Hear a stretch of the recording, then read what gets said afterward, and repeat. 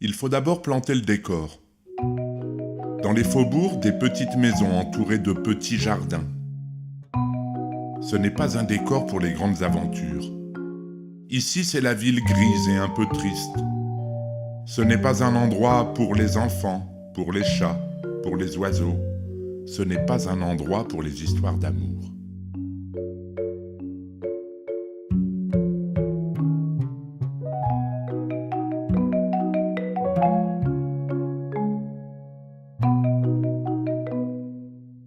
Pierre passe tout son temps dans le jardin. Les fleurs, les arbres, les oiseaux, les insectes. Le jardin, c'est son univers. Ici, il est heureux. Lou passe tout son temps dans sa chambre. Elle y dessine, elle y rêve, y pleure, y rit, s'y ennuie. Sa chambre, c'est son univers. Ici, elle cesse d'être transparente. Pierre est un solitaire. Il aime le silence, le bruit du vent, le chant des oiseaux. La foule est bruyante.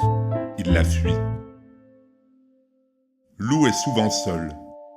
Parmi les autres, elle a l'impression qu'elle dérange l'ordre du monde, qu'elle gêne, qu'elle fait tache.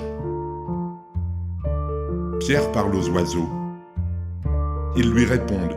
Ils tiennent ensemble de grandes conversations. Pierre n'a pas besoin de parler aux hommes. Lou dessine, tout le temps et plutôt bien. Elle ne montre ses dessins à personne. Là, dans le carton, habitent ses rêves, ses folies et ses espérances.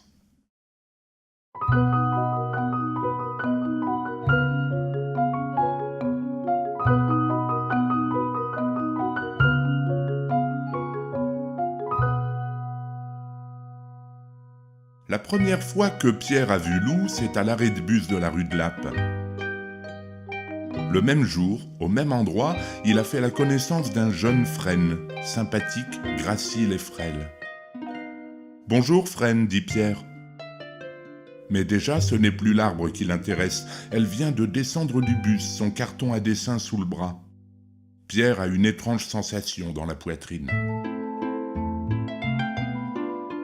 Toutes les pensées de Pierre vont vers cette fille qui s'éloigne déjà dans la rue. C'est donc ça un coup de foudre, se dit le frêne en frissonnant. Pierre a décidé de la suivre. Il reste à bonne distance, il se cache derrière chaque réverbère, derrière chaque coin de mur. Il ne faudrait pas qu'elle se retourne et qu'elle le voie. Lou marche à pas pressés. Rentrer vite. Retrouver enfin son monde dans la sécurité de sa chambre. Là, dans la rue triste des faubourgs, elle est si mal à l'aise. Elle a l'impression d'être sous surveillance. Chez elle, enfin. La porte du jardin grince un peu, un grincement amical, rassurant et quotidien. Le chat l'accueille, le dos rond. Pierre est pétrifié. Elle habite à côté de chez lui. Pierre et Lou sont voisins.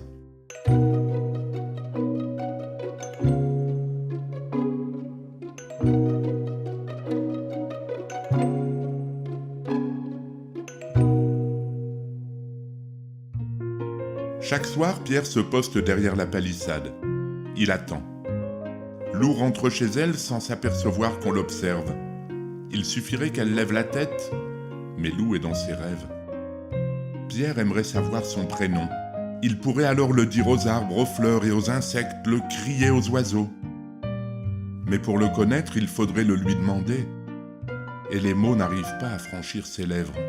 « Bonjour » dit Pierre dans un effort extraordinaire. Mais le mot s'en mêle dans les branches du grand orme. Un coup de vent, le mot s'effiloche et disparaît.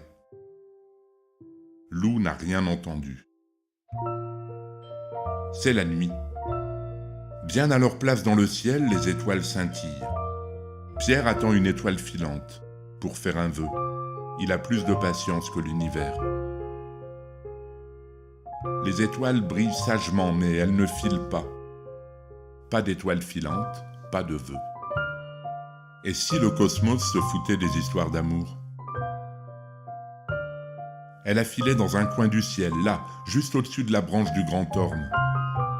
Elle tente de se cacher derrière le feuillage, mais Pierre a vu sa fulgurance. Alors, de toutes ses forces, de tout son cœur, de toute son âme, Il fait un vœu.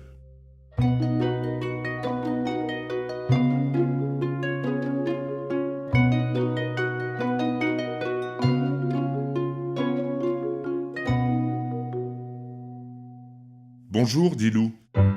Pierre regarde dans l'air, à droite, à gauche, ailleurs. Il voudrait répondre, mais il n'ose pas. Pourtant, c'est si agréable lorsque le vœu se réalise. Bonjour, dit Lou. Répond le garçon, et il rougit comme une pivoine. Je m'appelle Lou, dit Lou. Pierre veut lui dire qu'il n'a jamais entendu un aussi beau prénom, que ça lui va tellement bien et qu'elle... bredouille-t-il. Pierre doit dire quelque chose. Tu as un chat, balbutie-t-il. Et il ajoute, moi, mon meilleur ami est un oiseau. Lou lui sourit.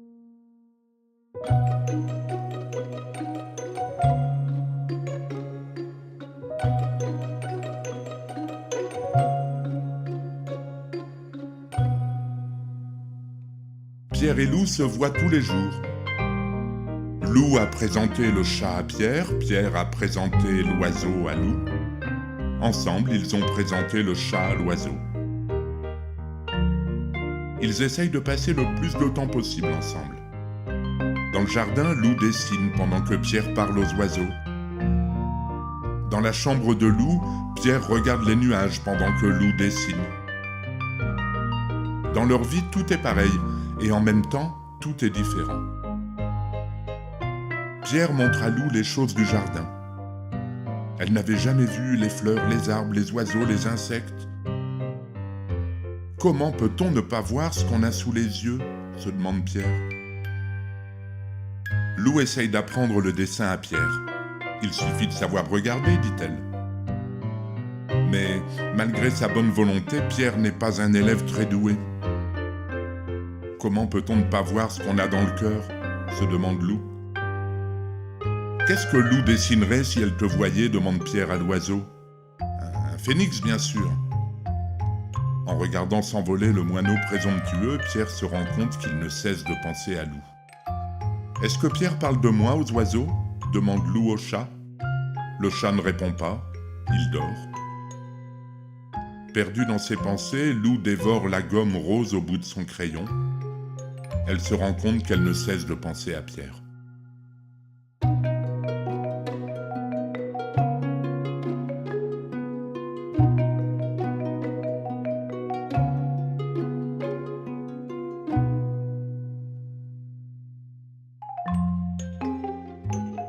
Je ne comprends pas ce qu'il lui trouve à cette fille. Elle a l'air sympa, non ?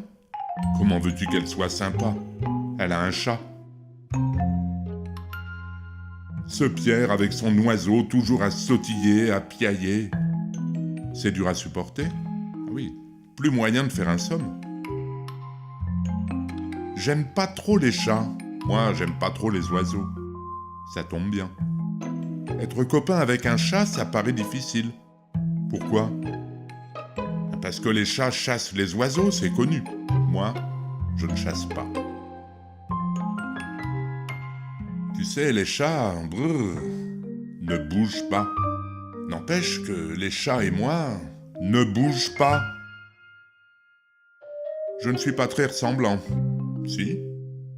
Toi non plus, tu n'es pas très ressemblant. Mais si. Non, pense l'oiseau. Tu n'as pas cet air féroce et terrible.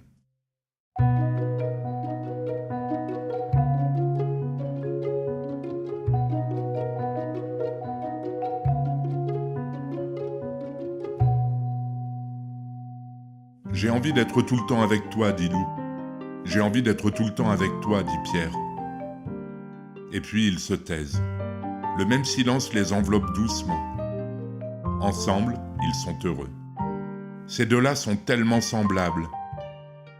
Et pourtant, Pierre voit la vie en couleur, Lou la voit en noir et blanc. Surtout en noir. Pourquoi ne dessines-tu jamais de fleurs, de papillons, de choses gaies et colorées ? Demande Pierre à Lou. Lou ne répond pas. Elle n'a pas de mots pour décrire ses idées noires. Je connais un endroit où les idées noires s'envolent et disparaissent, dit Pierre. Il faudrait que nous y allions, dit Loup rêveusement. Partons, dit Pierre. Oui, partons, murmure Loup. Le voyage est long. Le train les berce doucement. Loup se laisse aller au sommeil. Elle s'abandonne sur l'épaule de Pierre. Il n'ose même plus respirer.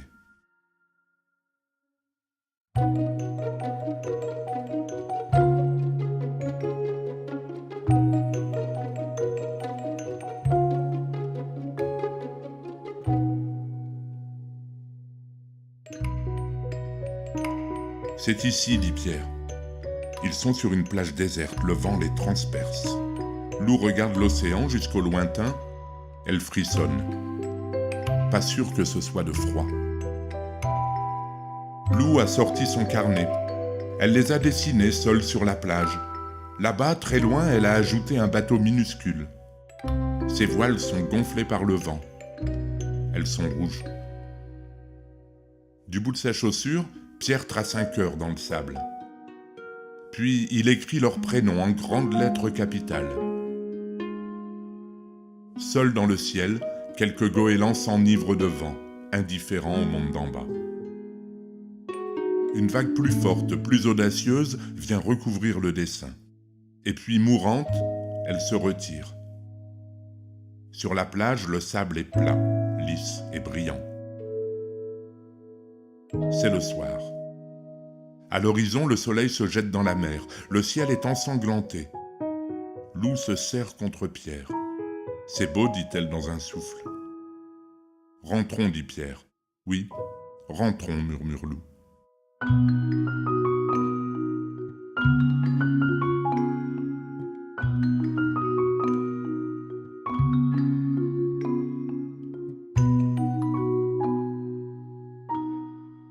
« Tu te souviens du cœur sur la plage ?» demande Loup à Pierre. « Bien sûr. » Il se souvient aussi de son inquiétude quand la vague a effacé le dessin. « Il faudrait que tu le dessines à nouveau et que tu marques nos prénoms. Mais cette fois-ci, il faudrait que rien ne puisse les effacer. » Pierre caresse le tronc du grand orme. Il lui montre la lame de son couteau et s'excuse à l'avance. L'arbre ne frémit pas, il est si grand et le couteau si petit. Pierre a gravé le cœur dans l'écorce. Ensuite, les deux prénoms, Pierre et Loup, pour toujours.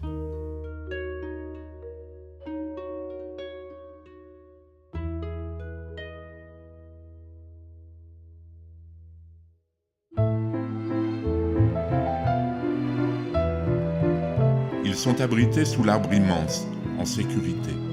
Tendrement, Pierre serre Loup contre lui, et pour la première fois, ils s'embrassent. Le grand orme a vu beaucoup de choses, c'est un arbre vénérable. Pourtant, ces deux enfants qui s'embrassent sous son feuillage, ça lui fait comme des picotements sous l'écorce.